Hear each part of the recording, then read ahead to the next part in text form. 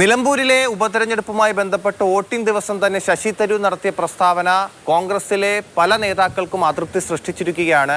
പക്ഷെ അപ്പോഴും ശശി തരൂരുമായി ബന്ധപ്പെട്ട വിഷയങ്ങൾ ചർച്ചയാക്കാൻ കേരളത്തിലെ കോൺഗ്രസ് നേതാക്കൾ ഉദ്ദേശിക്കുന്നില്ല. ശശി തരൂർ തന്നെ നിലമ്പൂരിലേക്ക് ക്ഷണിച്ചില്ല എന്ന് പരിഭവം പറഞ്ഞപ്പോൾ കോൺഗ്രസ് നേതൃത്വം ചെയ്തത് പാർട്ടി താരപ്രചാരകരുടെ പട്ടിക പുറത്തുവിട്ടുകൊണ്ട് മറുപടി നൽകുകയായിരുന്നു.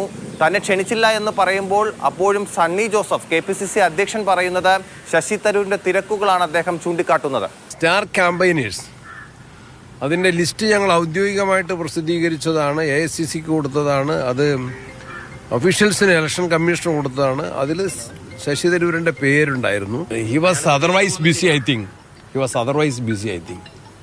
അദ്ദേഹത്തിന് ഏൽപ്പിക്കപ്പെട്ട മറ്റു ഉത്തരവാദിത്തങ്ങളുമായിട്ട് അദ്ദേഹം വിദേശത്തായിരുന്നു. പരസ്യ പ്രതികരണങ്ങൾ ഈ വിഷയത്തിൽ വേണ്ട എന്നാണ് നേതാക്കൾക്കിടയിലെ ഒരു പൊതുധാരണ എങ്കിൽ കൂടിയും ശശി തരൂരുമായി ബന്ധപ്പെട്ട് അദ്ദേഹം വിദേശത്തായിരുന്നു, അദ്ദേഹം നാട്ടിലുണ്ടാകുമോ എന്നുള്ള ഒരു ആശയക്കുഴപ്പമാണ് അദ്ദേഹത്തെ ക്ഷണിക്കാൻ പറ്റാത്തതിന് പിന്നിലുള്ള മറ്റൊരു കാരണമായി നേതാക്കളിൽ ചിലർ ചൂണ്ടിക്കാട്ടുന്നത്. അദ്ദേഹം ഡെലിഗേഷന്റെ ഭാഗമായിട്ട് വിദേശത്താണെന്ന് പത്രങ്ങളിലൊക്കെ വാർത്തയുണ്ടായിരുന്നു. അദ്ദേഹം അവൈലബിൾ ആണോ എന്ന് അറിയാത്തത് കൊണ്ടാണ് അദ്ദേഹത്തിനെ ബന്ധപ്പെടാതിരുന്നത്.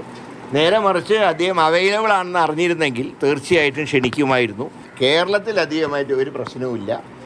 അദ്ദേഹം കഴിഞ്ഞ ഇലക്ഷനിലൊക്കെ ഇപ്പോൾ പാലക്കാടൊക്കെ അദ്ദേഹം എന്നേക്കാൾ ആദ്യം ഫീൽഡിലേക്ക് വന്ന ഒരാളാണ്. വോട്ടെടുപ്പ് ദിനത്തിൽ ശശി തരൂർ പരിഭവങ്ങൾ പറഞ്ഞു എങ്കിലും ഉപതെരഞ്ഞെടുപ്പ് കഴിയാൻ കാത്തു നിൽക്കുകയായിരുന്നു അദ്ദേഹം. ഇന്നലെ വൈകിട്ട് തിരുവനന്തപുരത്ത് നിന്ന് അദ്ദേഹം ഡൽഹിക്ക് പോയി. ഡൽഹിയിലെത്തി ചിലപ്പോൾ ഹൈക്കമാൻഡിലെ ആളുകളുമായി ചിലപ്പോൾ കൂടിക്കാഴ്ച നടത്താനുള്ള സാധ്യതയുണ്ട്. പക്ഷെ നാളെ അദ്ദേഹം വിദേശത്തേക്ക് പോകുമെന്നാണ് നമുക്ക് ലഭിക്കുന്ന വിവരം. അദ്ദേഹം വിദേശത്തേക്ക് പോയാൽ പിന്നെ ഒരു ചെറിയ ഇടവേളയ്ക്ക് ശേഷം മാത്രമേ അദ്ദേഹം ഇന്ത്യയിലേക്ക് മടങ്ങിയെത്തൂ.